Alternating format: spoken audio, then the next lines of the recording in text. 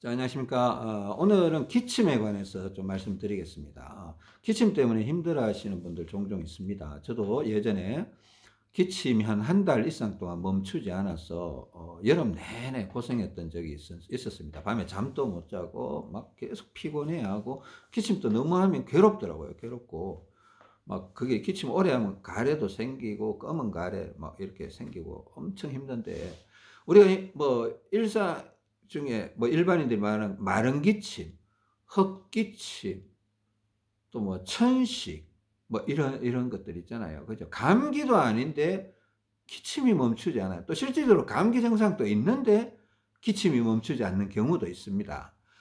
근데 이 기침을 멈추기 위해서는 우리가 조금 알아두셔야 될 부분이 있습니다. 이 기침이 왜 생기는가? 이 기침은요, 그 실질적으로 이 비대칭 현상, 그러니까 혈액순환 문제로 인한 비대칭 현상에서 시작이 돼요. 시작이 되는데 왜 그런가 하면 우리가 평생을 오른손잡이로 살잖아요. 그럼 10년, 20년, 뭐 한 50년이 됐다. 그러면 오른쪽 팔과 오른쪽 가슴, 그러니까 오른쪽 다리, 이 몸을 반으로 이렇게 갈랐을 때 오른쪽 라인의 혈관이 훨씬 더 커져요. 나이가 들면 들수록. 그리고 또 왼쪽 라인의 혈관은 워낙 안 서서 자꾸 말라요. 좁아진다는 뜻입니다. 그죠? 이게 점점 나이가 들면 들수록 이게 양극화가 심해지는 거예요. 왼쪽은 자꾸 쪼그라들고 오른쪽은 자꾸 확장이 되는 거예요. 커져가는 겁니다. 이래 되면 50, 60 되면 다 고혈압 증상 오죠. 당뇨 오고 고혈압 오죠. 이게 고혈압이 오는 거예요. 그러니까 심장에서 피를 보내줘도 온몸으로 피가 골고루 흘러가는 것이 아니라 오른쪽으로는 많이, 왼쪽으로는 점점 부족하게 흘러가는 겁니다. 극단적이 되버리면 편척마비, 중풍현상이 올 수도 있죠. 뇌출혈로 인한 중풍현상이 올 수도 있습니다. 근데 그러니까 우리가 이걸 좌우 비대칭 현상이다, 이렇게 표현을 한 겁니다. 좌우 비대칭 현상. 그러니까 오른쪽은 커지고 왼쪽은 자꾸 작아져서 혈액순환에 문제가 생기면, 혈액순환에 문제가 생기면 어떤 현상이 생기나 하면 심장에서 피를 잘 못 내보내줘요. 그러니까 심장이 힘들어하죠. 그 폐가 수축이 안 돼요. 폐가 수축이 되면서 산소를 만나서 혈액이 심장으로 이동을 해야 하는데 폐가 수축이 안 되니까 폐가 자꾸 처지는 거예요. 그래서 기관지 확장증 증상, 폐쇄성 폐질환 현상이 자꾸 나타나는 겁니다.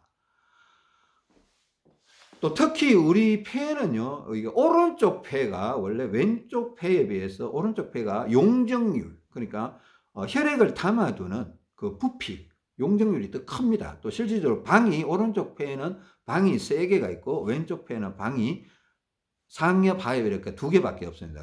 왼쪽 가슴에는 심장이 하나 있거든요, 심장이. 그러니까 혈액순환이 안 되면요, 특이한 게 오른쪽 폐가 자꾸 밑으로 처지는 그런 현상들이 생깁니다. 물론 특이하게 왼쪽 폐가 처지는 경우도 있을 수 있습니다.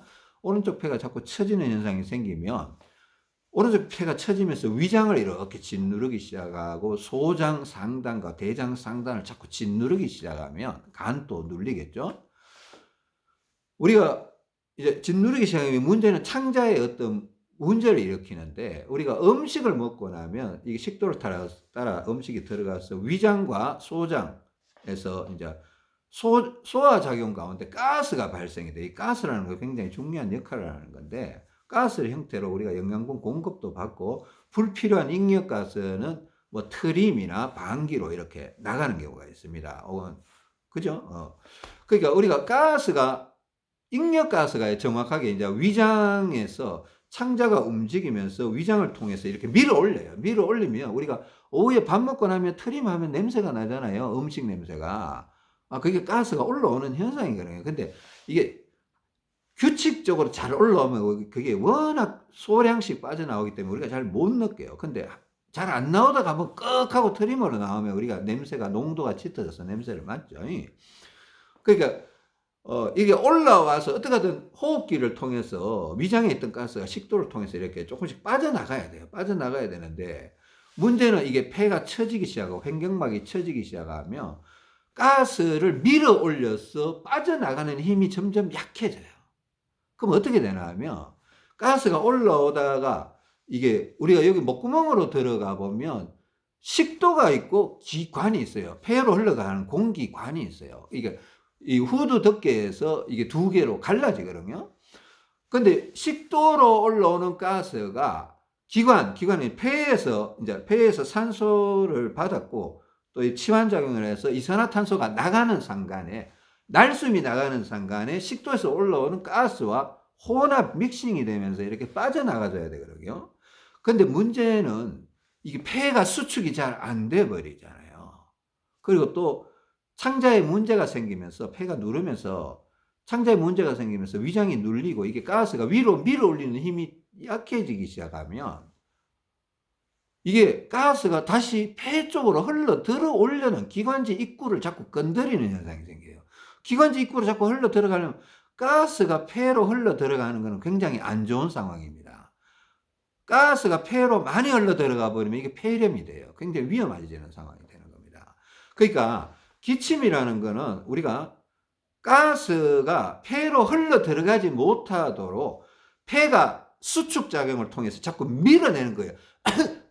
이렇게 자꾸 밀어내요. 왜 그러냐면 가스가 흘러 들어가니까 내 몸이 내 스스로를 보호하기 위해서, 방어하기 위해서, 방어 기제로 자꾸 밀어내는 거예요. 폭발적으로 밀어내는 겁니다. 그러니까 살려고 하는 거죠. 그죠?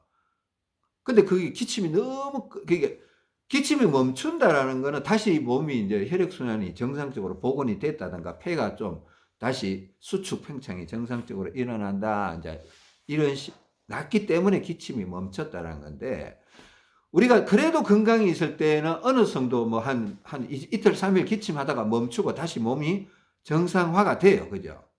근데 몸이 점점 망가져 버리면 나중에는 정상화가 안 되는 거예요. 그러니까 이게 기침이 작년에는 한 일주일 기침하다가 멈췄던 게 올해는 막 한 달이 돼도 안 끝나.